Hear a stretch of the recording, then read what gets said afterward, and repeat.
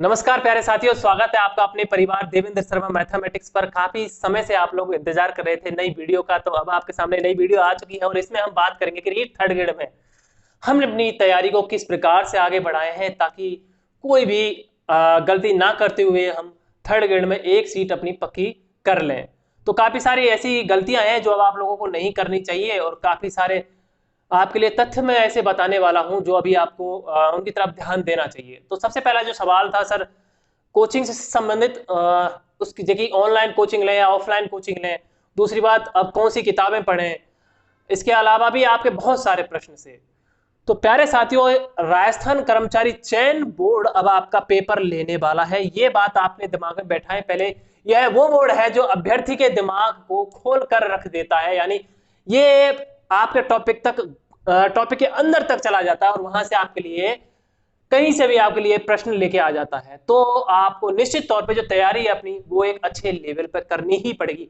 सबसे पहले आपके सामने जो सिलेबस है, इस प्रकार से आप लोगों को जहां भी आपका स्टडी टेबल है सामने ये सिलेबस चिपकाइए। इस सिलेबस को पहले 2 से 3 बार पढ़िए अच्छे से।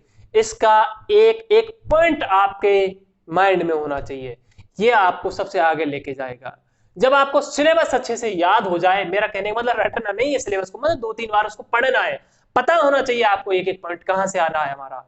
अब आपको दूसरा जो तय करना है वो करना है ये कि आपको किस कोचिंग से आपको ऑनलाइन कोर्स परचेज करना चाहिए। ऑनलाइन कोर्स पहले मैं बात करता हूं। तो अभी आपको सच्चाई में ऑनलाइन कोर्स की बता देता हूं कि जिन भी कोचिंग साथियों ने ले रखा है उनको पता लग गया होगा या पता लग जाएगा कि उन्होंने ना तो कोई अभी नया अपडेटेड कोर्स उसमें डाला है, वही रीट की पुरानी वीडियो ही अपलोड कर रखी। काफी बड़ी बड़ी जो कोचिंग संस्थान है, नया अपडेटेड कोर्स कोई डाला ही नहीं है, सिर्फ पुरानी वीडियो उन्होंने डाल रखी है। आप खुद सोचिए, वो जो वीडियो उन्होंने उस टाइम पे बनाई होंगी वो रीट की कठिनाई स्तर को ध्यान में रखते हुए बनाई गई होंगी। जो अभी आपके सामने है थर्ड ग्रेड, इसमें आपको थोड़ा सा लेवल अच्छा रख के चलना पड़ेगा। अब वो नई वीडियो जो रिकॉर्ड होती वो एक अच्छे लेवल पे होती, वो एक अलग तरीके से होती। तो मेरा मानना यह है कि 8 से 10 दिन तक आपको किसी का भी ऑनलाइन कोर्स परचेज कीजिए ही मत, क्योंकि अब आप कोर्स परचेज करोगे तो उनको आपको मिलेगा क्या, वही पुरानी रेट की वीडियो, तो उससे फायदा ही क्या है। अच्छा, ऑफलाइन बैच तो आप बिल्कुल ज्वाइन मत करना अभी। देखिए, मेरा मानना है कि आप अगर करना चाहो तो कर सकते हैं ना, मैं आपको फोर्स नहीं कर रहा, लेकिन आप खुद सोचिए कि 3 से 4 घंटे आप अपने एक्स्ट्रा गंवाना चाहते हैं ऑफलाइन के लिए, तो आप कर सकते हैं ज्वाइन। आपके पास अभी कितना समय है, 3 महीने आपके पास है, मान के चलिए 3 महीने आपके पास है। 3-4 महीने या तो आप 3-4 घंटे कोचिंग में आने जाने के लिए लगा दो या फिर उसको अपने स्टडी में काम ले लो। तो ऑफलाइन जो बैच है वो ज्वाइन करने से आप खुद सोच लीजिए। और जब आप ऑफलाइन बैच ज्वाइन करने की सोच रहे हैं तो आप मेरे हिसाब से 20 से 25 हजार खर्च करने के लिए तैयार हैं। इतने में आप ऑनलाइन कोर्स परचेज कर लेना 8 से 10 दिन बाद किसी भी कोचिंग का, उसी कोचिंग का जिससे आप ऑफलाइन जाना चाहते हैं। अब उसमें आपको मान के चलिए किसी भी सब्जेक्ट का कुछ समझ में नहीं आ रहा है, मानिए आपको जीके अच्छा लगा और सारी चीजें अच्छी लगी, लेकिन आपको सब्जेक्ट जो विद्यालय विषय आपका, जैसे गणित विज्ञान के अध्यापक मुझे पसंद नहीं आए, तो फिर पर्टिकुलर किसी और का उसे परचेज कर लीजिए, गणित विज्ञान का किसी और से परचेज कर लीजिए। क्या परेशानी है, जब आप वहां पे 20 हजार खर्च कर रहे हो तो यहाँ पे आप 4-5 हजार खर्च नहीं कर सकते, कर सकते हैं। नई किताबें आप लेने की सोच रहे होंगे, अभी मार्केट में कोई भी किताब लॉन्च हुई ही नहीं है। काफी सारे साथियों के जवाब आए, सर अच्छी गाइड बताइए, कोई लॉन्च ही नहीं है। और किसी ने अब लॉन्च भी कर दी है नई गाइड, तो उसने अच्छे से जांच के, परख के, एनालिसिस करके लॉन्च नहीं की है। आप खुद सोचिए, 2 दिन में किसी ने गाइड लॉन्च करी है तो क्या उसने एनालिसिस किया होगा अभी। तो 8 से 10 दिन आपको अभी गाइड खरीदने में भी बचना है।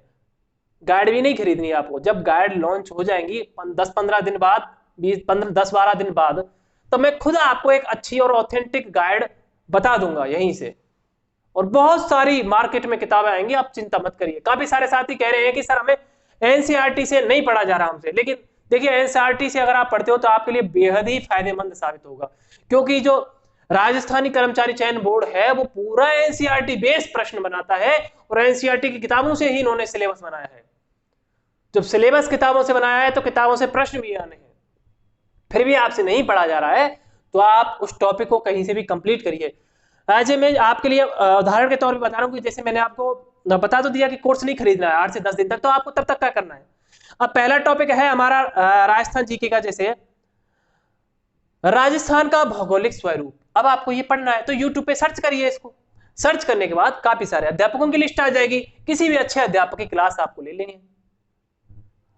आपके सामने सिलेबस है, आपका टॉपिक टिक करिए कि मैंने आज का ये राजस्थान का भौगोलिक स्वरूप करना है, गणित में आज प्रतिशतता करनी है, ऐसे टिक करिए सिलेबस में, और फिर यूट्यूब पे उनको सर्च कर करके पढ़ते जाइए, सबकी क्लासें मिलेंगी आपको।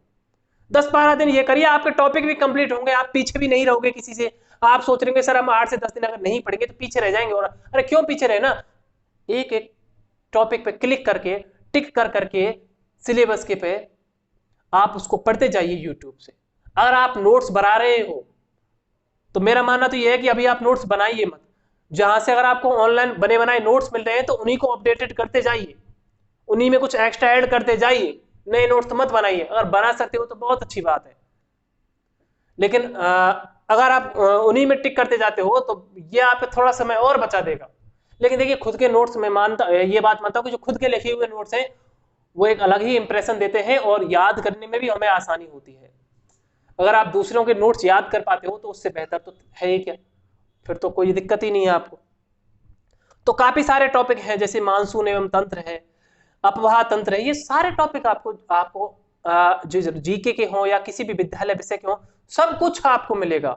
ऐसा क्या है जो आपको अभी यूट्यूब पे नहीं मिलेगा, सब कुछ मिलेगा। और काफी सारे टॉपिक ऐसे हैं जैसे आईसीटी वगैरह है ना, आईसीटी की अगर हम बात करें, शैक्षिक परिदृश्य है, आईसीटी है, तो ये सारे टॉपिक ऐसे हैं जो अभी आपको नहीं मिल रहे हैं। अब आईसीटी में बात करूं मैं तो काफी जैसे कि 10th की पूरी किताब ही दे दी है, तो अब काफी सारे साथियों के दिमाग में अरे सर हमें पूरी किताब पढ़नी है क्या? अरे भाई नहीं पढ़नी पूरी किताब, अब पूरी किताब थोड़ी पढ़ोगे, उसके लिए पूरी किताब नहीं पढ़नी 10 अंक के लिए, ये उसमें से छांट के ये चीजें पढ़नी है आपको दे रहा है सूचना प्रौद्योगिकी के आधार, तो ऐसा थोड़ी कि पूरा उसमें से पढ़ना। अगर आपके जो भी सर पढ़ा रहे हैं आप उनसे एक बार कंप्लीट कर लिए, फिर वो एनसीईआरटी से उन्हीं चीजों को जो बताई है सर ने उनको एक बार निकाल दीजिए। अगर एनसीईआरटी है आपके पास 10th क्लास की है ये। दूसरी बात मैं करूं कि विद्यालय विषयों को लेकर भी काफी सारे साथियों की बात करें हम साइकोलॉजी के लिए है ना, सबसे पहले तो देखिए साइकोलॉजी में क्या है, 90 से 80% आपका क्या है रीड का है पूरा। इसके लिए आपको अलग से कोई कोर्स परचेज करने की जरूरत नहीं है।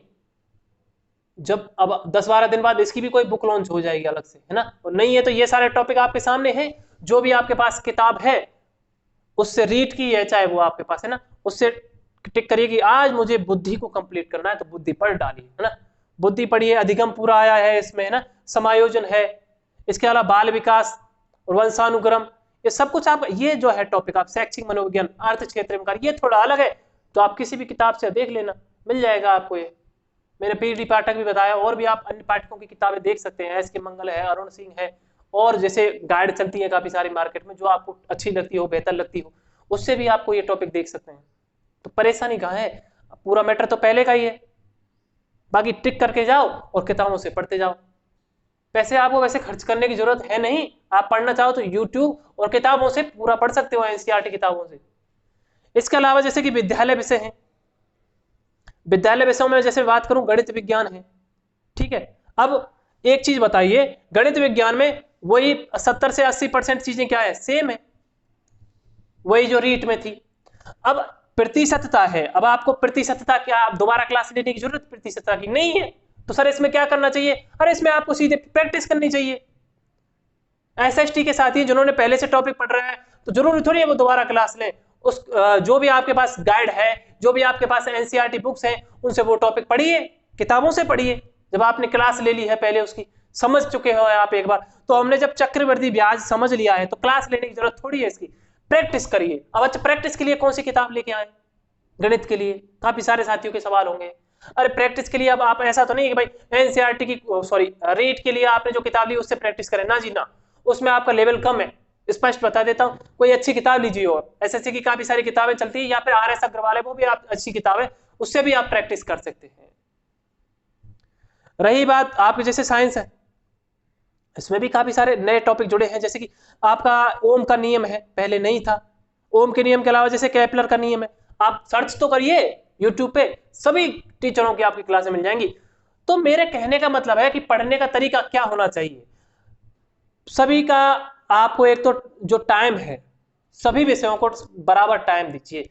गणित विद्या अपनी सब्जेक्ट को बराबर, जीके को, सबको। ऐसा नहीं है कि अब आपने सिर्फ राजस्थान जीके पर उठा के रखी है और सब कुछ साइड में रख दिया है, ना जी ना, ऐसा नहीं करना है। इक्वल टाइम डिस्ट्रीब्यूशन जरूरी है। एक टॉपर क्या करता है कि सभी विषयों को बराबर समय देता है। इतना हो सकता है कि थोड़ा सा समय आप ज्यादा दे सकते हैं, जो अब आपको लग रहा है कि हाँ मेरे लिए ये करना पहले ज्यादा जरूरी है, उसके लिए भले ही आप थोड़ा सा अधिक समय दे दीजिए। मैंने अब आपको बहुत सारे पॉइंट इसमें बताए हैं, ध्यान रखना। एक तो ऑफलाइन ऑनलाइन बैच को लेकर मन बता दिया है आपको। अभी आपको ऑफलाइन बैच ज्वाइन नहीं करना, ना ही ऑनलाइन किसी के कोर्स लेना है। 8 से 10 दिन रुकिए। अभी आप कोई कोर्स ही नहीं डाला हुआ है तो करोगे किसका, लोगे किसका? वही रीट का डाल रखा है पूरा मैटर। ऊपर से जब पूछते हो आप कॉल करके, आपका कोई कॉल अटेंड नहीं करता। मैंने कोशिश किया लेकिन किसी ने कॉल अटेंड ही नहीं करता। मैं पूछना चाहता था भाई कब अपडेटेड मैटर डालोगे बच्चों के लिए, अभ्यर्थियों के लिए? भाई आपने डाल तो दिया कोर्स, अपडेटेड मैटर कब आएगा? लेकिन कोई कॉल वगैरह नहीं उठाता वहां पे, फिर है ना। अब देखिए, मेरा मानना यह है कि अब मैं अच्छे से आपको समझा पाया हूँ सभी विषयों का, अच्छे से ये सारी डाउट थे आपके दिमाग में वो भी समझा पाया हूँ। एक नई वीडियो के साथ मैं आपको जो गाइड है उनके बारे में भी बताऊंगा, और जो भी और आपके डाउट हैं जो अभी मैं कमेंट में पढ़ूंगा, उसके बाद जो नई वीडियो जब मैं लेके आऊंगा उसमें आपके वो सारे डाउट भी क्लियर कर दूंगा। तो साथियों, आशा करता हूं कि ये आपको वीडियो निश्चित तौर पे फायदेमंद साबित होगी। ये हमारा टेलीग्राम ग्रुप है, इसमें आप ज्वाइन कर सकते हैं, टारगेट रीट 2022 टॉपर्स। इसमें लगातार हम क्विज वगैरह चलाते रहते हैं, और इसके साथ साथ जो भी आपके पीडीएफ वगैरह है, चाहे हमारा राजस्थान बुक्स की हो या फिर जो भी किताबें की पीडीएफ है वो भी इसमें डाल रखी है। साथ ही साथ इसमें जो भी ऑथेंटिक सूचना है वो सबसे पहले आपको यहाँ डाल दी जाती है। तो ऐसे भी आप ज्वाइन कर सकते हैं। और जिन साथियों ने अभी तक कोई कोर्स परचेज नहीं किया है वो परेशान ना हो, 8 से 10 दिन रुके। तो साथियों, अगर वीडियो पसंद आई हो आपको तो निश्चित तौर पे आपको लाइक करनी चाहिए। मिलते हैं आपसे एक नई वीडियो के साथ। जय हिंद, जय भारत।